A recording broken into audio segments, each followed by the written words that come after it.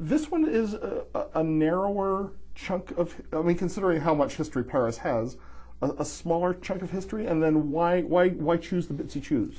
Change the structure slightly, that's correct, obviously.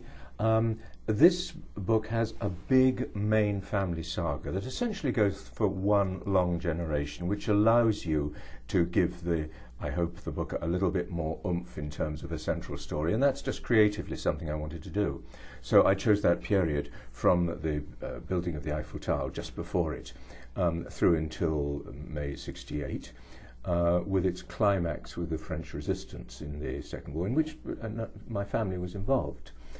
So that gave me a big central story as a novelist that I could work on, that I wanted to do. And it's also one of the most exciting periods of French history. I mean, because you've got so many things. You've got the Impressionists, you've got the Belle Époque, you've got the Dreyfus Affair, you've got Picasso, you've got the First World War, which is a very, very moving story. You've got Hemingway in the 20s, you've got the lead up to the war, and then you've got the resistance, the occupation in the Second War, and so forth. So it's a hell of a period to tell a story about. Now, at the same time, what I did is I had flashbacks to family secrets hidden in the past, which the protagonists themselves in the story often don't know the secrets that we're revealing about both their own families or their interactions and so forth. And in that way, I was able to tell quite a lot of the history of Paris. So structurally, it was interesting to do, and I hope it works. It gave me pleasure to do it a slightly different way. One of my favorite sections, too, is the building of the Eiffel Tower. Everybody, while it was being built, or at least all the Parisians, hated the Eiffel Tower. Secondly, they didn't have enough money, so the city of Paris said to Eiffel, remember, there were also the plans, amongst the plans for what was going to be the gateway to the great exhibition, 100 years after the French Revolution. One of the things they considered was an enormous guillotine. So you would have walked through this gateway, a guillotine about 200-300 feet high, with this great blade hanging over your head. I mean, just imagine it. Anyway, thank God it was the Eiffel Tower they chose instead. So Eiffel says, when they said we have no money for this, Eiffel raised the money himself, which was an incredibly gutsy thing to do. He went out there, borrowed the money, and said, give me 20 years of the receipts, and I'll pay myself back. And in fact, it made him a rich man, but it was an enormous risk he took. And so that's why, for instance, the workers on the tower could strike with impunity, which they did twice, because they knew that they had him up against a barrel, because he had to get this tower up and running quickly. But yeah, the building is an extraordinary work of art. It's a work of engineering genius, because the shape it is actually all to do with the wind. And it's a very light structure, and the wind equalizes all around it. But of course what people saw, the literary set, saw a phallic symbol.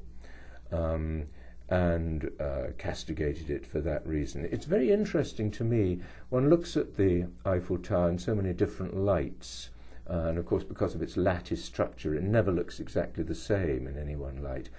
And at the time, of course, it's a masculine symbol, and yet there's an extraordinary feminine grace about the thing, and I think that to me is part of the spirit of Paris, actually, and of France.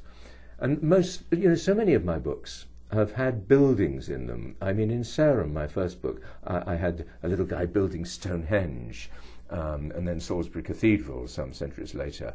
And in London, I had somebody building the Tower of London, and then later we see St. Paul's Cathedral go up. And then in New York, we have the Empire State Building. So the Eiffel Tower was a lot of fun to do. And of course, Eiffel had actually constructed, in terms of its engineering, the Statue of Liberty just 2 years before. So my little guy hero worships Monsieur Eiffel, as he would call him. And when Hitler comes to Paris, in 1940, Hitler comes to Paris and wants to go up the Eiffel Tower, and the French cut the cables to the elevators so that he either had to walk up or not go up at all. And nobody knows who did it except me. Of course, I know it was Thomas Gascon, who was then getting quite an old man. And then there's another subplot, and he gets involved unwittingly in covering up a murder, and then he goes into the French Resistance, and then he has to do a terrible thing, which the readers will find out in the book. So there's always a subterranean secret in Paris, if you like, and there's much tragedy there underneath all the elegance and grace of the city, the tragedy of wars. Attila and his Huns nearly came and overran the place. They didn't. It's always been saved. It goes on in this wonderful way. The motto of the coat of arms of the city shows a ship, and Paris is like a ship. If you think of the Ile de Paris, in the Ile de la Cité, in the middle of the city, with the Seine bifurcating around it and Notre Dame, it's like a boat, you know, and it's been there since Roman times.